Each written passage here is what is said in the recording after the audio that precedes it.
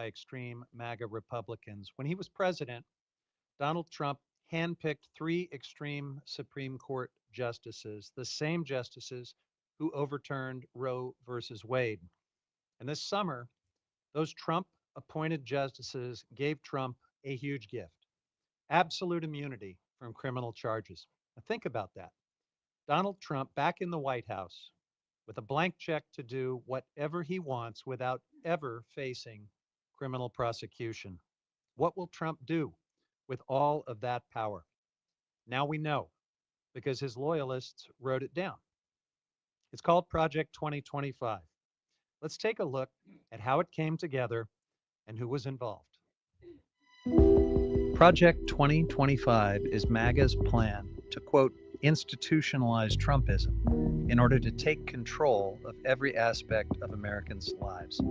It has four pillars, only one of which has been fully disclosed. That's pillar one, the 922-page manifesto laying out their plans to, and this is their words, not ours, take the reins of government. Pillar two is a personnel database like LinkedIn for MAGA. It's all about repopulating the federal workforce with Trump loyalists after they've purged tens of thousands of professional civil servants. Pillar three is the creation of the Presidential Administration Academy. Today we're going to talk to you about the art of professionalism. Like extreme MAGA Republican basic training taught by some of Trump's closest advisors. Senior advisor to the president. Assistant press secretary.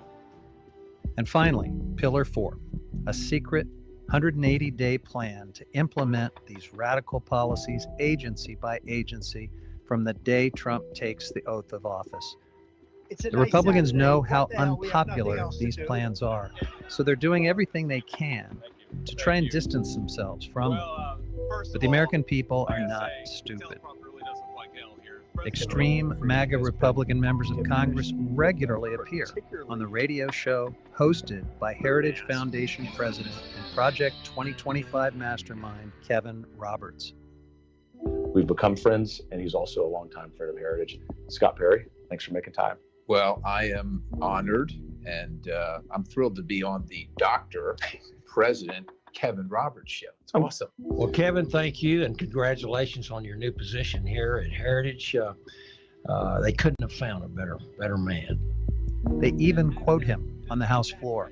I've never done this on the House floor before, but I'm going to read what someone else wrote about this bill. And this is from Kevin Roberts with Heritage Foundation. I want to commend them for what they said.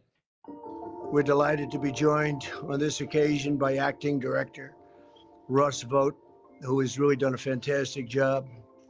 And perhaps most damning, the leader of this year's official Republican Party platform is one of the lead authors of Project 2025. The campaign selected me to be the platform because of their views on my policy ideas, and they're not running. Here he is, captured in an undercover video. I think you have to rehabilitate Christian nationalism. Bragging about Trump's support. He's been at our organization. He's raised money for our organization. He's blessed it from the, I remember walking into our last day in office and told him what I was going to do.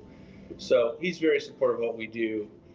There's no think tank, no policy organization, no battle plan creator other than us for the worldview that I think Donald Trump has and that JD has. All in all, 31 of the 38 authors of Project 2025, 81%, were Trump officials. I, Neil M. Gorsuch, Brett M. Kavanaugh, Amy Coney Barrett, do solemnly swear.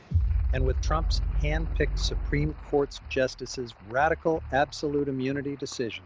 We start with a monumental Supreme Court decision on the power of the presidency. The highest court in the land handed future presidents a, quote, loaded weapon. He will have the power to make Project 2025 a reality. So Project 2025 is Trump's manifesto to turn our federal government into a tool of MAGA extremism. And the first step is to eliminate checks on presidential power, anything and anyone who could stand in Trump's way, firing tens of thousands of career civil servants and then replacing them with MAGA loyalists, directing the FBI, the Justice Department, and the IRS to investigate Trump's perceived enemies, even deploying active duty military on our streets. It's downright scary. More than 140 former Trump officials contributed to Trump's Project 2025. Extremists like Stephen Miller and sycophants like Mark Meadows. And while most of the Trump Project 2025 blueprint is online and you can read it, they've kept a critical piece hidden from the public eye.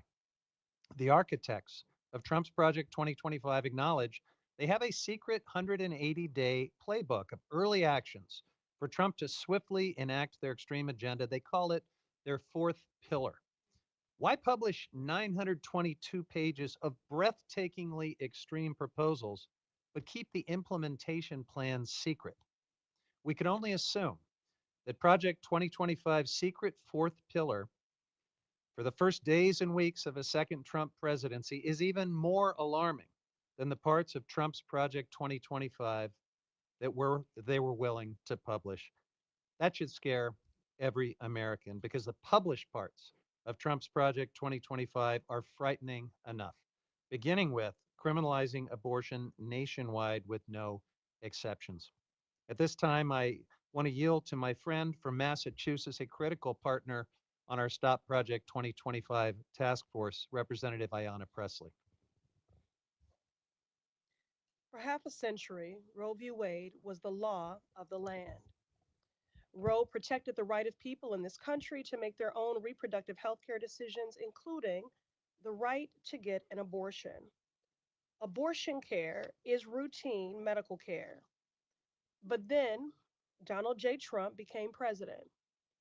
He campaigned on banning abortion care and even called to punish women for having abortions. When Donald J. Trump took office, he appointed 3 extreme right-wing justices to the Supreme Court.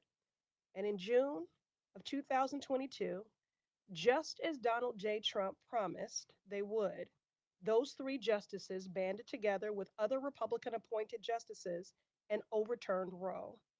They gave a green light for Republicans to criminalize abortion, to criminalize doctors and nurses in states across the country. Today, 1 in 3 women in America lives under a Trump abortion ban. The consequences are being felt by people across this country who are denied the care they need and by providers who can no longer care for their patients. And we will hear from some of them today.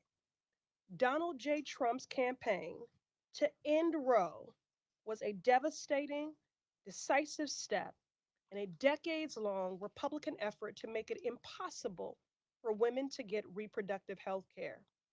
And while Republicans are now trying to run away from the consequences of their extreme agenda, they were jubilant the day that Roe was overturned and even promised to take it much further.